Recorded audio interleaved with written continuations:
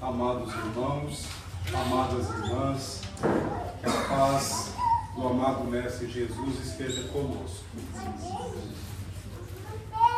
O tema para as nossas reflexões de hoje é reencarnação e culpa. Todos nós sabemos que somos responsáveis pelos nossos destinos. E certa feita tivemos a oportunidade de ressaltar para os nossos irmãos e nossas irmãs, em nossos estudos doutrinários, que o determinismo divino é o bem e a felicidade para todos. Nós não estamos vivendo para que o objetivo da nossa existência seja o sofrimento, mas a dor. Nós entendemos que ela é um recurso da providência divina para que as nossas faculdades espirituais sejam desenvolvidas. Quando nós estamos com uma semente de uma árvore frutífera, nós estamos vendo a semente e não o fruto. Para que nós tenhamos o fruto daquela semente, nós precisamos plantá-la e, encerrada na terra, envolvida pelos elementos químicos da matéria, aquela semente se transforma, ela germina, ela deixa de ser semente e vai se transubstanciando, vai se desenvolvendo, vai tornando-se árvore, vem as flores e os frutos. Fazendo uma analogia com a nossa evolução espiritual, nós fomos concebidos por Deus em eras distantes como espíritos simples e ignorantes. Nós já trazíamos no ímã do nosso eu imortal todas as potências angélicas que identificamos em Jesus, algumas das suas manifestações, pois nós ainda não conhecemos o Senhor da vida tal como ele realmente se apresenta nas esferas mais altas da luz eterna. Mas entendemos que um dia nós seremos espíritos que refletiremos a imagem de Deus, e em refletindo o Santíssimo Senhor de todas as coisas, o Criador Supremo do Universo, nós seremos espíritos venturosos, espíritos felizes por toda a eternidade. Nós sabemos que só chegaremos a essa condição de evolução espiritual depois de peregrinarmos em múltiplas existências. Um dos princípios básicos da doutrina espírita é a pluralidade das existências, o ir e vir. Quando conversamos com alguém, nós sabemos que esse alguém está naquela personalidade atual. Mas essa personalidade atual, ela traz as suas camadas, que nós podemos dizer que estão não encerradas, pois elas podem ser acessadas, mas estão obnubiladas no que nós chamamos de inconsciente e muitos chamam de subconsciente. Nós somos herdeiros psicológicos de nós mesmos. Nós hoje vivemos um traço, reflexo daquilo que fomos no pretérito. Então tivemos experiências malogradas e muitas bem-sucedidas. Todavia, essas últimas nem tanto, uma vez que mais ignorantes, erramos mais. E aí alguém diz, mas será que eu vou ter... Será que eu vou ter que reencarnar neste mundo novamente? Olha, meu irmão, minha irmã, se você faz essa pergunta, respeitosamente, eu quero responder-lhe o seguinte: você é um espírito que aceita todas as contrariedades, todos os sofrimentos, todas as dificuldades da vida com humildade, com resignação. Você é capaz de sacrificar os seus próprios interesses pelo bem dos seus semelhantes? Diante dos seus sofrimentos, você é capaz de trabalhar para que os outros sofram menos ou que tenham suas cruzes amenizadas, que encerram os conflitos domésticos, os problemas na sociedade, os desafios no trabalho, os problemas de saúde. Você é capaz de renunciar a tudo que você busca para que o outro possa conquistar os seus anseios, os seus sonhos, os seus objetivos. E mais, diante de tudo isso, você ainda passa por dores cruciantes. Você ainda carrega um fardo extremamente pesado e agradece a Deus por isso. Você agradece ao Senhor por estar sofrendo e servindo sempre, sem pensar em parar, sem colocar limites para os seus esforços. Você é assim? Respeitosamente eu pergunto. Ah, mas aí nós sabemos que não. Porque aqueles que estão na última existência neste planeta já aprenderam tudo que essa escola bendita possa oferecer ao espírito imortal. Até então, tenha certeza e agradeça a Deus pela oportunidade de reencarnar neste plano, neste mundo, até você ter condições de ser promovido para um planeta superior. Ah, mas tem aqueles que já reencarnaram no mundo e já que não voltarão mais? Sim. E poderão voltar se assim desejarem. Mas vou dar um exemplo de um espírito que conquistou uma condição espiritual, de elevação moral, de elevação intelectual, um espírito que é um exemplo de dedicação, de humildade, de amor, de sabedoria, e que nós tivemos o privilégio de conhecer a sua história, a sua biografia, e eu sei que os senhores e as senhoras também já sabem. Estou me referindo ao doutor Adolfo Bezerra de Menezes. Ele teve uma reencarnação gloriosa, não só como missionário, mas chefe de família, um trabalhador único da doutrina espírita. E ele, quando desencarnou, depois de um certo tempo no mundo espiritual, ele recebeu um convite da Mãe de Jesus para ir para um mundo superior à Terra. E ele humildemente agradeceu a Nossa Senhora, que enviou uma mensageira representando-a para conversar com ele, quando ele estava sendo homenageado por muitos espíritos gratos pela sua bondade, pela sua dedicação à obra do nosso Senhor Jesus. E ele pediu a essa mensageira que dissesse a Nossa Senhora que, se fosse permitido, que ele continuasse no mundo, no planeta Terra. Passou um tempo, a mensageira voltou à esfera mais alta, onde de lá Nossa Senhora, que é uma entidade angélica, que nós reconhecemos ser a Rainha dos Anjos, mandou a resposta, dizendo para ele que ele poderia ficar algum tempo conosco. E aí ele agradeceu. E graças a Deus nós podemos contar com o trabalho do Dr. Bezerra de Menezes.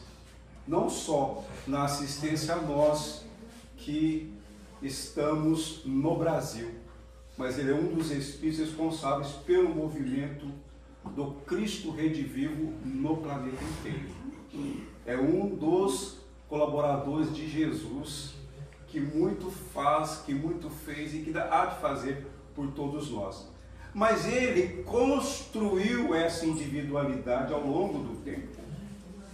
E ele vai reencarnar, com certeza nós não sabemos se é no nosso mundo ou em outros mundos, onde quer que ele reencarne, ele continuará sendo um espírito superior, que irá contribuir para a evolução dos espíritos nas comunidades às quais ele vem vincular-se. Meus irmãos e minhas irmãs, tenham também a certeza de que aqui ninguém duvida que vai retornar para o plano espiritual. Mas desde já eu desejo que esse retorno demore para todos nós. Que nós não pensemos nesse retorno agora, de jeito nenhum. Deixa para depois, muito depois. Combinado? Muito bem. Feita essa ressalva, prossigamos. Mas quando se fala em retorno para o mundo espiritual, é claro que nós espíritas pranteamos as pessoas que nós amamos. Nós até podemos ver aquele ente querido desencarnado no plano espiritual assim que deu o último suspiro na carne, mas nós sentimos, e é uma saudade. É aquele lamento de poderia ficar mais um pouco. E aí, não importa se essa pessoa tem 90 anos de idade, 95, 100, nós queremos para sempre aquela pessoa conosco. Mas, meu irmão, minha irmã, ela estará para sempre conosco. Parafraseando, repetindo, replicando uma frase de um filme, Além da Vida. Naquele momento, a personagem, o protagonista, disse assim para aquela que ele deixava no mundo encarnado: é incrível, mas o amor verdadeiro, este nós levamos conosco. Então, aqueles com os quais nós estamos ligados pelos verdadeiros laços do amor, esses estarão para sempre conosco, graças a Deus. Isso nos deixa consolados e felizes. Então, quando nós perguntamos para alguém a respeito do temor da morte, tem gente que diz assim: eu morro de medo de pensar na morte. Então não pense. Não pense. E ainda bem que nós temos esse temor, porque ele é natural. Mas para nós espíritas, sabemos que o corpo físico é uma vestimenta. Nós vamos deixar essa roupagem e iremos para o mundo espiritual. E no momento da desencarnação acontece um fenômeno muito interessante, dentre outros, mas este eu quero destacar e peço licença. Quando os laços espirituais começam a ser desligados, dizem os espíritos que eles, estou falando aqui de um desencarne normal, natural, sem traumas, sem choques, sem violência. O desligamento começa pelos pés.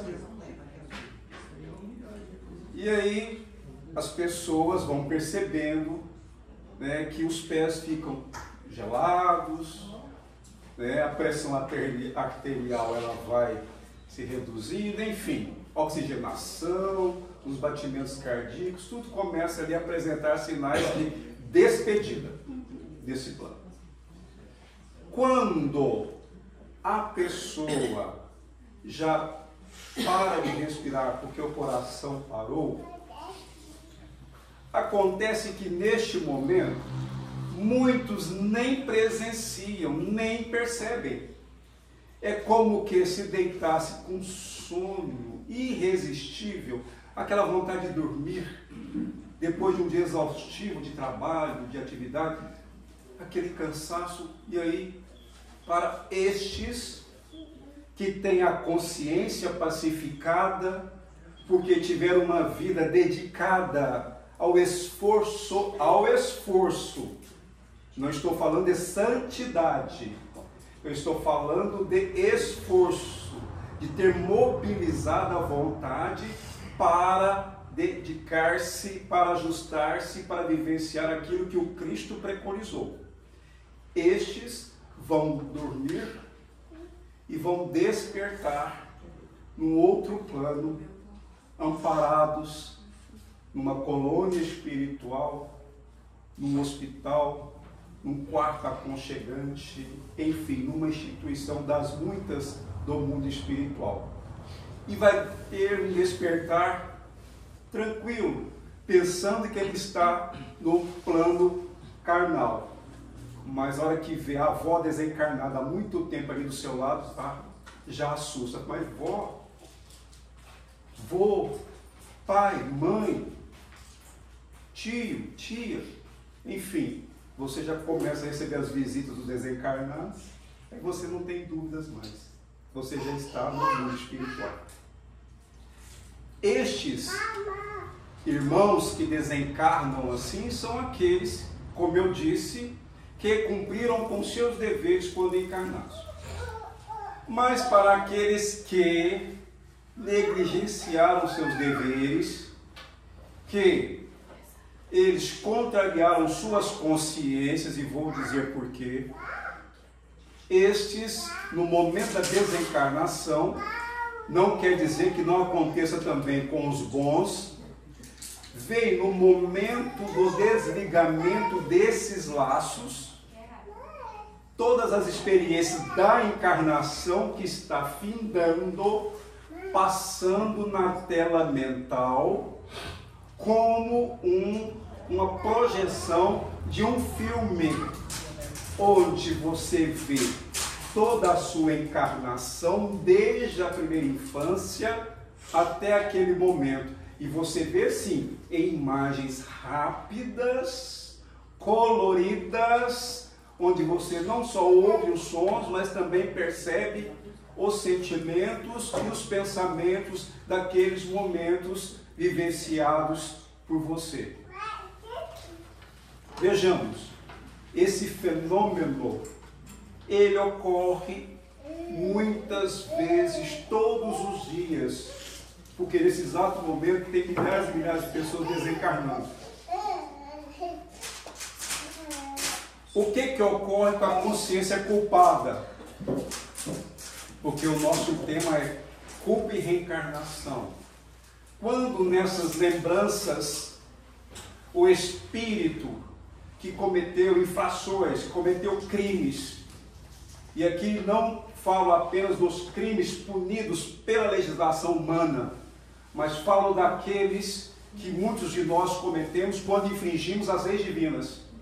Esses nossos irmãos, eles se detêm naquele momento diante daquela imagem, daquele pensamento, daquele sentimento onde ele cometeu o mal, onde ele praticou a perversidade.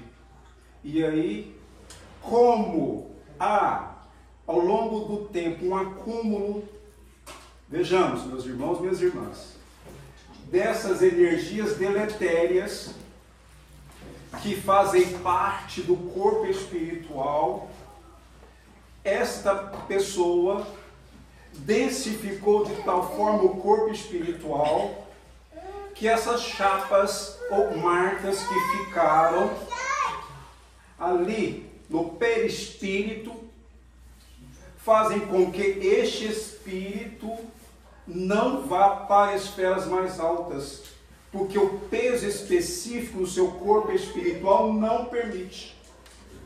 Enquanto que aquele tem a consciência pacificada, por ter honrado com os seus compromissos anteriormente assumidos antes daquela reencarnação, este, ao contrário, vai ficar ainda em nosso plano. E muitos desencarnam e ficam entre nós sem noção de que desencarnaram. Muitos. Aqueles que já tiveram oportunidade de trabalhar em reuniões mediúnicas sabem muito bem o que estou falando. Mas o que aconteceu comigo? Em uma das reuniões que eu participei, o espírito comunicante falou, mas o que eu estou fazendo aqui na medicina? Já tinha desencarnado há 3 meses. Ainda se via lá no hospital da Universidade Federal de Uberlândia. Vejamos que isso acontece para aquele que desencarna no lar, desencarna no acidente. Quantas pessoas desencarnam e procuram os familiares?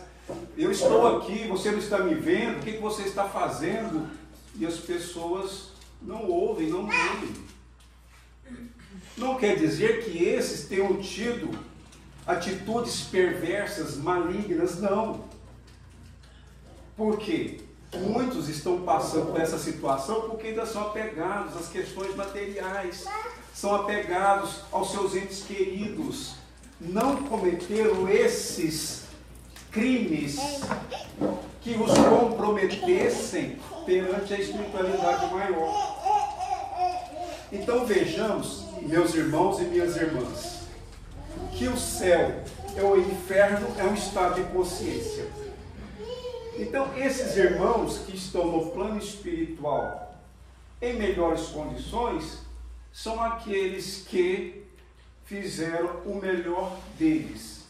Não só no autoaprimoramento, essa busca do autoconhecimento, mas na prática do bem, é aqueles que, de alguma forma, às vezes por ignorância, pode ser que eles tenham cometido seus equívocos, mas suas consciências ainda não lhes apontam todos os seus erros, porque eles não despertaram para a espiritualidade. Existem muitos espíritos, e aí, para que nós possamos entender esse processo, o objetivo, por exemplo, da reunião mediúnica é despertar esses espíritos, mostrando-lhes as condições às quais eles se veem naquele determinado momento. Então, em o livro O Céu e o Inferno, o professor Allan Kardec, ele diz assim: a crença da imortalidade é intuitiva e muito mais generalizada do que a do nada. Existem aqueles que dizem assim, eu não quero nem saber o que vai ser de mim depois. Mas quando chegar o depois, ele vai perceber que a sua atitude, a sua decisão não foi sábia. Porque nós nunca deixaremos de existir. Aliás, alguém, certa feita, perguntou, o que você vai fazer da sua eternidade? Mas o que é eternidade? Uma contra-pergunta. É um tempo sem fim. O que nós faremos da nossa existência sem fim? Tem que ter um propósito, tem que ter um sentido. Entretanto, a maior parte dos que nela creem, ou seja, na imortalidade, apresentam-se nos possuídos de grande amor às coisas terrenas e temerosos da morte. Vejamos, então, muitos irmãos estão neste plano, embora desencarnados, porque eles têm muito amor às coisas terrenas. Existem pessoas que desencarnam de forma prematura por conta dos seus abusos, dos seus exageros. E aí tem um caso específico no livro Nos Domínios da Mediunidade, pelo Espírito André Luiz, através do médium Francisco Cândido Xavier, onde o Espírito, ele desencarnou como alguém que entregou-se aos vícios. E ele não se afastou da noiva. Ele, desencarnado, aproximou-se dela e se tornara um espírito obsessor. Ele alimentava-se com ela, ele dormia com ela, ele a envolvia de tal forma em suas energias que os seus pensamentos envolviam os pensamentos dela, havia uma reciprocidade, havia uma sintonia. E ele ficou nesse estado por 5 anos. Ela foi atendida. E ele também.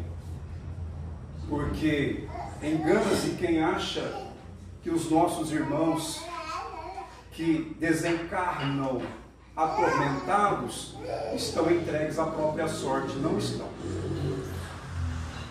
Então existem situações onde a pessoa às vezes fala assim: nossa, eu sinto o fulano aqui na minha casa. Às vezes o fulano realmente está.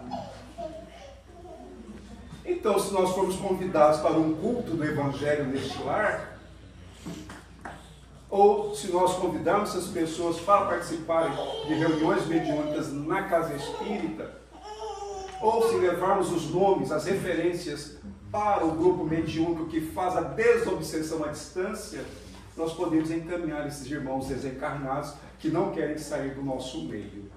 Estou sendo claro, meus irmãos e minhas irmãs?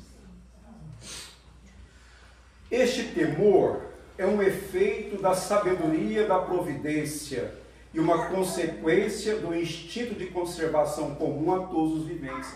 Ou seja, o problema é o exagero. É o temor desmedido, porque se nós não temêssemos a desencarnação ou a morte, nós seríamos imprevidentes, nós seríamos imprudentes, nós nos arriscaríamos. Como, por exemplo, está vindo um carro, você percebe que tem alta velocidade. Ah, eu vou passar na frente daquele carro mais rápido que ele. Pronto, calculou errado. Porque você não tem sofrer um choque naquele momento, um atropelamento, a desencarnação. Olha aí, que coisa mais absurda. Ainda bem que nós temos esse instinto, porque quem fala eu não temo a morte é no sentido de compreender que a morte, como fim de tudo, não existe.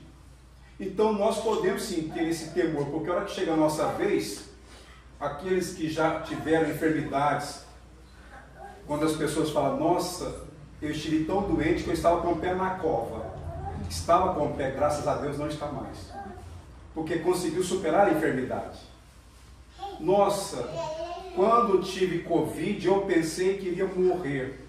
E naquele momento orei e entreguei a minha alma a Deus. Quem já passou por isso sabe o que eu estou falando. Porque foi assim que eu senti quando tive Covid, lá no início do ano 2020. E ainda falavam assim, quando sentir falta de ar, vai para o hospital, vai para o pronto-socorro. Mas às vezes a falta de ar já era fim. Quantos, inclusive na minha família, peço licença para contar, desencarnaram 5 pessoas. Mas nós sabemos que essas cerca de 700 mil pessoas que desencarnaram nessa pandemia, nós sabemos que existem causas espirituais, por mais que percebamos do nosso lado algo que não foi muito bem feito para evitar que ocorressem essas desencarnações. Mas esse não é o objeto do nosso estudo hoje. O homem compõe-se de corpo e espírito. O espírito é o ser principal, racional e inteligente.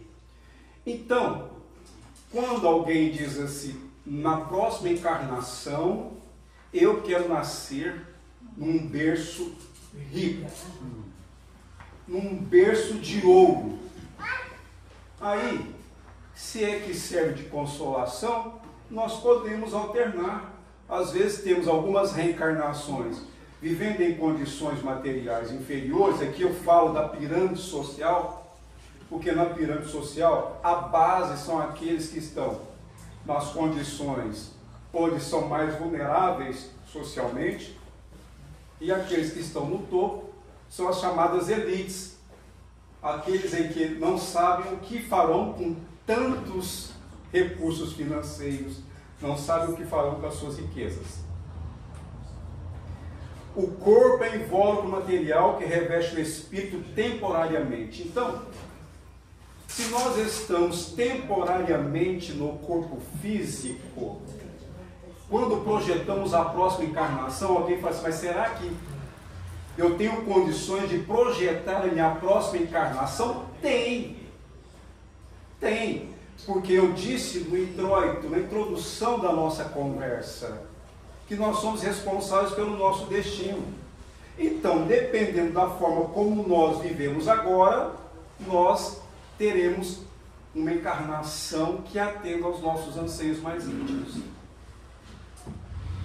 A este respeito, no livro Justiça Divina, pelo Espírito Emmanuel, através do apóstolo da mediunidade Chico Xavier, o nosso irmão e benfeitor de todos nós, ele traz algumas informações muito interessantes que me permitam ler apenas alguns recortes, alguns tópicos.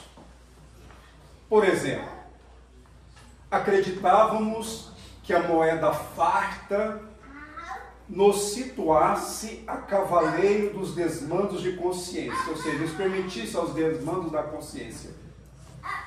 Entretanto, voltamos à arena terrestre em doloroso pauperismo, experimentando a miséria que infligimos aos outros. Então, muitos acreditavam e acreditam que por conta dos seus recursos financeiros, eles são acima de tudo e de todos, são indiferentes aos outros. E estes abusam do poder econômico e por conta disso, muitas vezes manipulam as consciências, fazem manobra da massa. Estes que negligenciam os seus deveres, uma vez que não estamos aqui de jeito nenhum, em hipótese alguma, dizendo que somos contra a riqueza. Não. Porque o amado Mestre Jesus abençoou um homem rico chamado Zaqueu, onde ele adentrou a sua residência, banqueteou-se com ele e com seus servos. O homem rico ficou tão feliz e falou que iria dividir sua riqueza com as pessoas mais desvalidas. E Jesus disse-lhe que a salvação é entrada na sua casa. Aqui ele teve um despertar de consciência. Então, abençoado seja o homem ou mulher que tem o poder econômico e que gera emprego e renda. Nós não estamos falando aqui para que peguem suas riquezas e distribuam aleatoriamente. Não. Mas sim que promovam o bem-estar social para que nós tenhamos um mundo mais justo e solidário.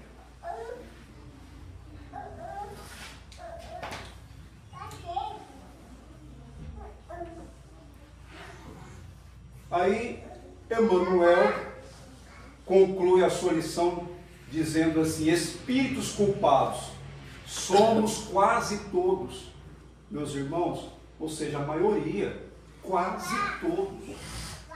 Então, no plano espiritual, nesse exato momento, tem muitos espíritos lamentando o que fizeram quando estavam encarnados.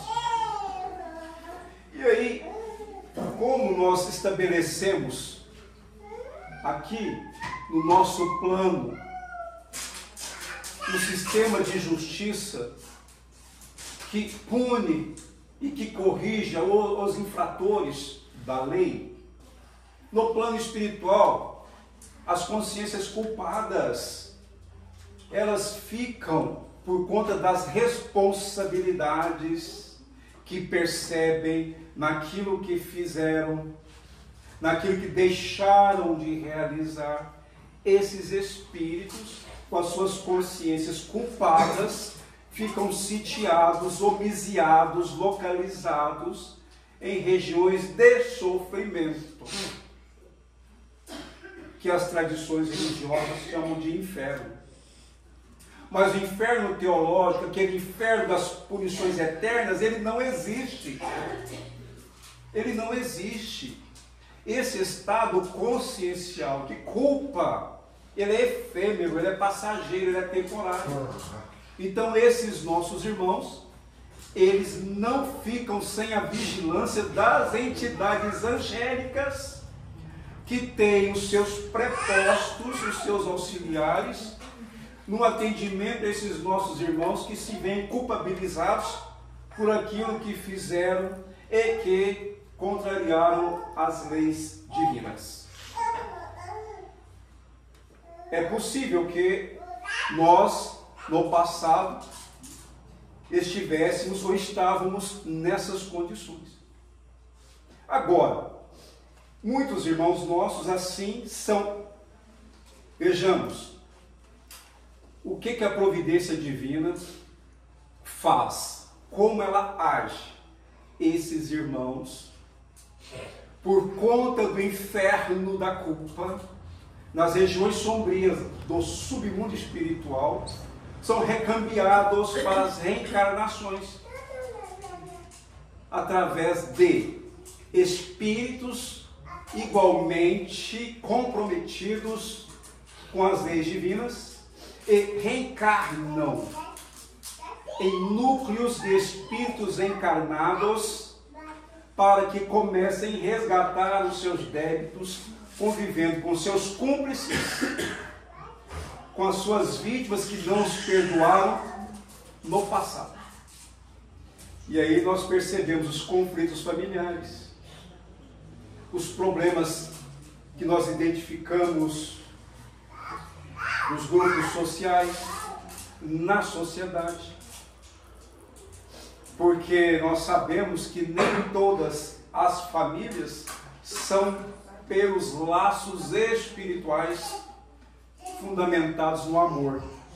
Muitos laços são aqueles compromissos, como por exemplo, o esposo que no passado faltou com a fidelidade conjugal, vai, depois de desencarnado, identificar nele os compromissos que deixou de honrar com aquela que ele desposava. Ele vai reencarnar. E a esposa do passado, que sofreu o abandono, que foi entregue à própria sorte, vai reencarnar como sua filha.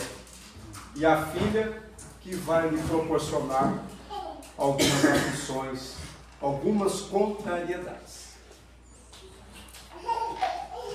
Pode acontecer com a mãe, com o pai, com o irmão, com os irmãos. E aí, aquela antipatia instintiva. Eu não sei porquê, mas eu me dou melhor com essa irmã, com esse irmão, do que com aquele outro. E eu não sei porquê que a minha mãe protege tanto aquela antipática, aquele indecente. Não sabe? Leia a história de cada espírito. Nesta encarnação, nós estamos escrevendo um capítulo da nossa história. Um capítulo. Quantos capítulos nós já escrevemos ao longo das nossas existências? Diz ainda Emmanuel em uma de suas lições que cada dia uma página que nós escrevemos a nossa história. Então começamos o dia com uma página em branco e começamos a escrever ali mais uma lição da nossa história de vida. E teve um momento da minha existência, eu era bem jovem, faz pouco tempo. E uma senhora de uma igreja, ela falou-me: olha, meu filho, todas as vezes que você faz uma coisa boa, o seu anjo da guarda, ele tem um livro. E nesse livro ele anota feliz aquilo que você fez de bom. Ele se agrada com as suas boas obras, ele escreve com todo amor. Mas quando você, meu filho, faz uma coisa ruim, ele escreve olhando para trás. Ele não quer ver o que está escrevendo sobre você. Isso ficou na minha memória juvenil até hoje. Isso tem mais de 50 anos. Então nós percebemos que o que ela estava falando, aquele anjo, é a nossa consciência, porque a nossa consciência está registrando. Quando se fala, entre aspas, o sono dos justos, é porque nós temos aquele sono onde a nossa consciência não está nos perguntando o que fizeste do teu irmão Caim.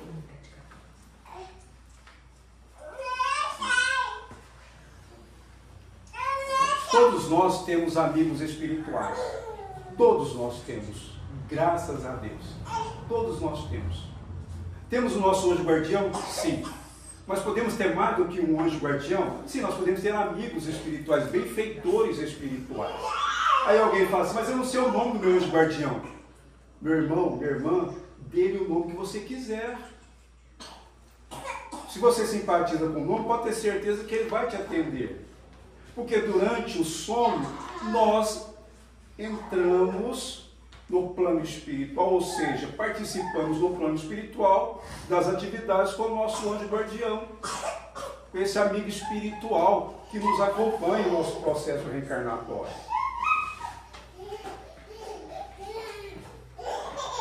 Na questão 967,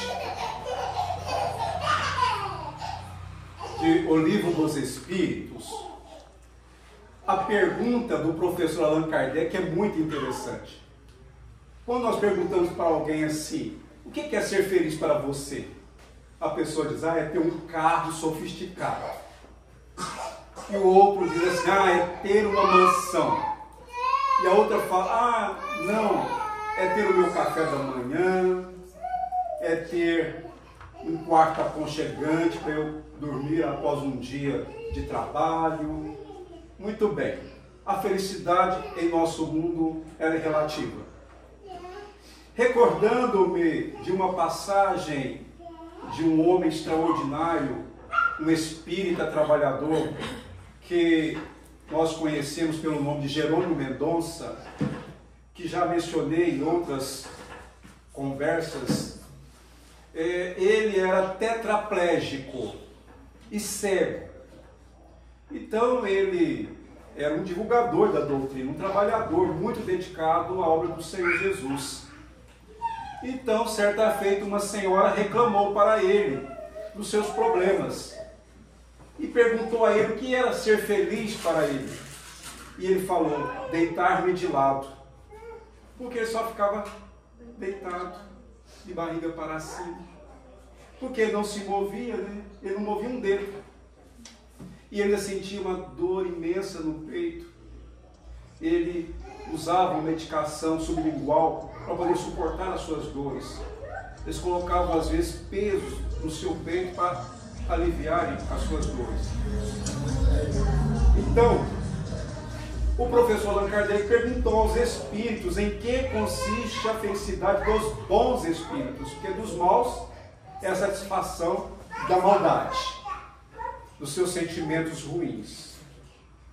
Os espíritos responderam, em conhecerem todas as coisas, em não sentirem ódio, nem ciúme, nem inveja, nem ambição, nem qualquer das paixões que ocasionam a desgraça dos homens. O amor que os une lhes é fonte de suprema felicidade. Os senhores e as senhoras das gerações passadas, ainda desta encarnação, tiveram a oportunidade, se não assistiram, tiveram notícias de uma novela que praticamente foi assistida no mundo todo, chamada Escravizal. É uma novela muito bem escrita, muito bem adaptada, o autor do século XIX. E lá nós sabemos que ela era uma mulher branca que havia sido escravizada, porque ela tinha uma mãe escrava. Então aconteceu que na casa grande onde ela vivia tinha uma escrava que tinha tanta inveja dela que a odiava. E que ela era muito infeliz porque ela tinha ódio da felicidade da escrava Isaura. E ela sofria quanto mais ela via a escrava feliz. Vejamos. o seu sofrimento, o sofrimento do invejoso, o sofrimento do ciumento, é justamente o objeto da sua afeição, ou daquilo que ele quer ter, não tem, mas vê que o outro tem e supõe que o outro não mereça. Então, o invejoso, o ambicioso, aquele que sente ódio, que é o corrosivo da alma, este é infeliz. Agora, vamos falar dos bons. Eu gosto mesmo de falar do céu.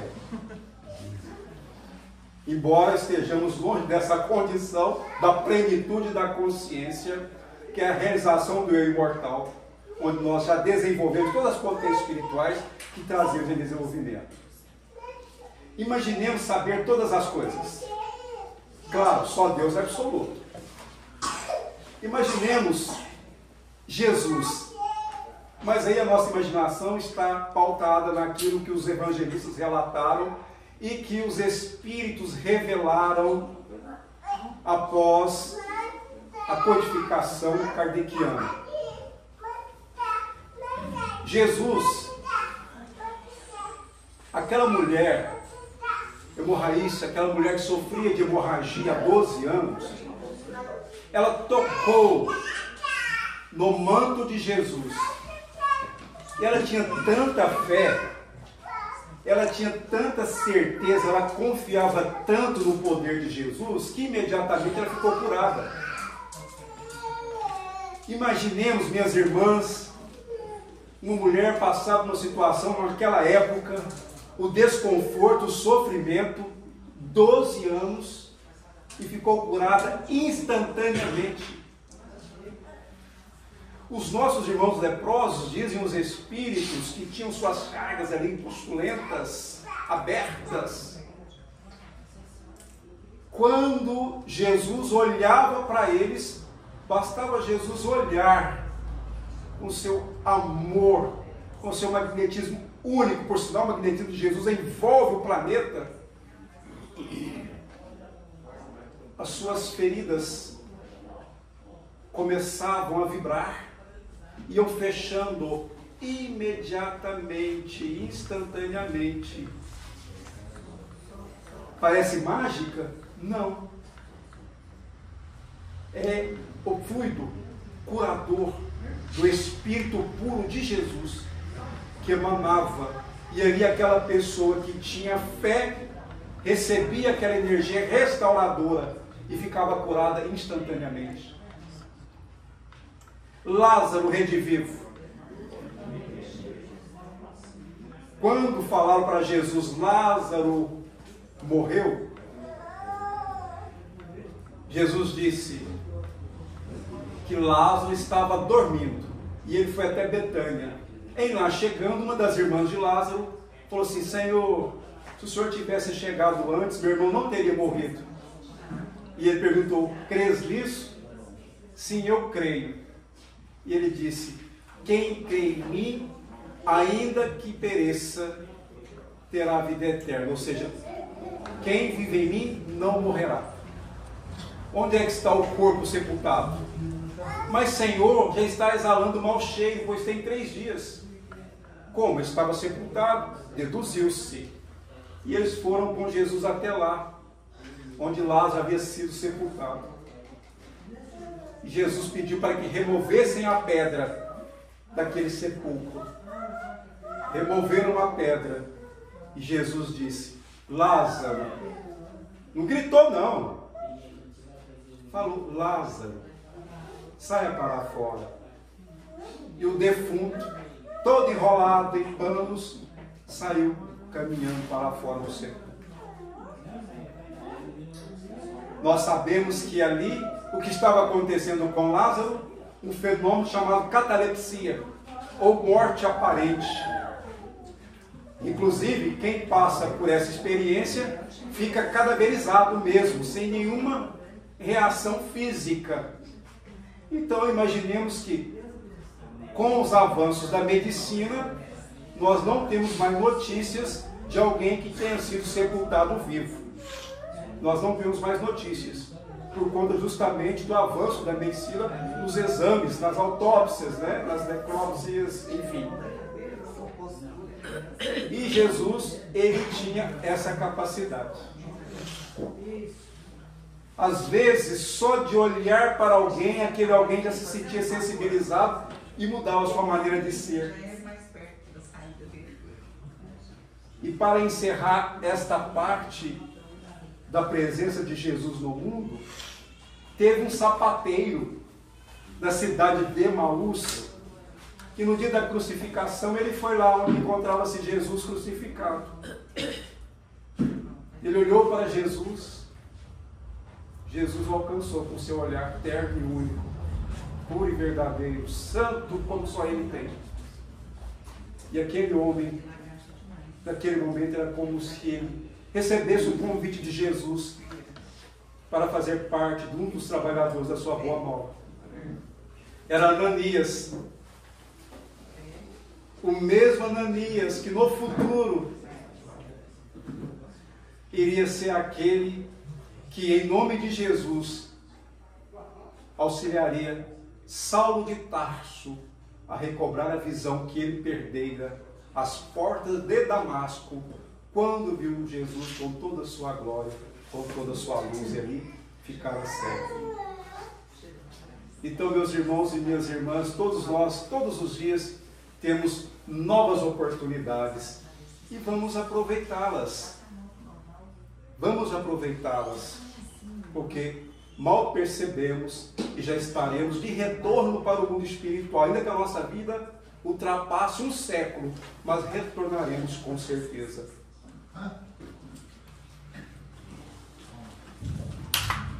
Nunca nos esqueçamos que nós fomos criados para a felicidade.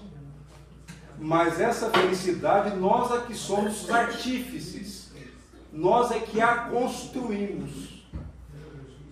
E, assim como a pedra bruta precisa do lapidário para poder refletir a luz solar, nossos espíritos também precisam passar pelas experiências difíceis, as chamadas expiações, provações, para que essas faculdades espirituais possam se desenvolver. Quando o espírito superior fala assim: meu irmão, você vai conversar com o espírito. Todos nós gostamos de conversar com espíritos desencarnados, é interessante? Mas não conversamos com o vizinho de manhã. Não falamos bom dia, não falamos boa tarde, como se o vizinho não existisse. Perdão, isso pode acontecer, não estou falando que acontece. Não me julguem mal. E aí, o espírito superior fala assim: meu irmão, tenha paciência. Você vai ver que vai dar tudo certo. Você pensar, mas é porque não é você. Pensa, mas não fala. Será que o espírito é superior porque ele não passou por experiências como você está passando? Ou por acaso nós achamos que esses espíritos que já estão com essa luz maravilhosa que se manifesta através dos trabalhos que desenvolvem e da sabedoria que expressam, será que o que está acontecendo conosco é surpresa para eles? É óbvio que não. É claro que não. Ou alguém que acha que o que acontece conosco é surpresa para Jesus. Jesus vai te contar uma novidade. Ele vai te olhar com toda a paciência. Não vai cortar sua palavra, porque tem gente que vai dizer: eu já sei o que você vai falar. Não, Jesus não é assim. Ele sabe tudo que está acontecendo com você. Ele sabe tudo que está acontecendo conosco. Nós vamos conversar com ele. Ele vai nos ouvir com toda a paciência do mundo. Porque tem umas pessoas, quando vai contar alguma coisa, elas capricham. Os detalhes. Era uma manhã. Eu ouvi os pássaros cantando, louvando a natureza. E eu sentia o cheiro do orvalho. Comecei a caminhar, pisando nos galhos finos do gramado. E enfim, até para chegar no momento de contar a sua história verdadeira. Quem não tem paciência, fala: já sai logo desse gramado e me conta a história logo, que eu estou com pressa. Ansiedade, não tem paciência para ouvir. Já saiu do gramado? Me conta logo. Mas com Jesus é diferente. Ele espera você sair do gramado, você sentar, se acomodar, se... E aí, dizem os espíritos que Jesus ouvia a pessoa. Ele já sabia o que aconteceu com ela, o que ela iria falar, mas ele olhava com todo o interesse. Não, ele não ficava assim não, ó. Quando você está contando alguma coisa para a pessoa está assim. Ela olha para o lado, olha para o relógio, olha para o tempo, querendo que você seja sereno. Não, ele ouvia. Então, depois que você acabava de falar, ele ainda te dava alguns segundos para você pensar se não tinha mais nada que dizer. Aí ele falava com você poucas coisas mais assertivas. Porque dizem que quanto mais ignorantes, mais prolixos. Meu Deus, serviu para mim. Porque às vezes nós falamos muita coisa e não falamos nada, enquanto que nós temos uma assinatura espiritual. Isso é para concluir. Assinatura espiritual, o que é isso, meu irmão? A nossa presença tem uma assinatura. É a nossa psicosfera espiritual. Quando nós emanamos bons sentimentos através das nossas energias, dos nossos pensamentos nobres e edificantes, as pessoas sentem. Não quero aqui idolatrar uma figura humana, de maneira alguma, mas na presença de Chico Xavier, nós nos sentíamos comovidos, ficávamos emocionados, porque era como que sua energia, sua aura, sua luz nos envolvesse, e naquele momento nós nos víssemos como éramos naquele instante. Muitas pessoas na presença de Jesus choravam, emocionadas, porque estavam diante do sol da vida, estavam diante daquele que disse que veio fazer a vontade daquele que o enviara ao mundo, e que as palavras que ele estava proferindo não eram deles, mas sim do Pai que está nos céus.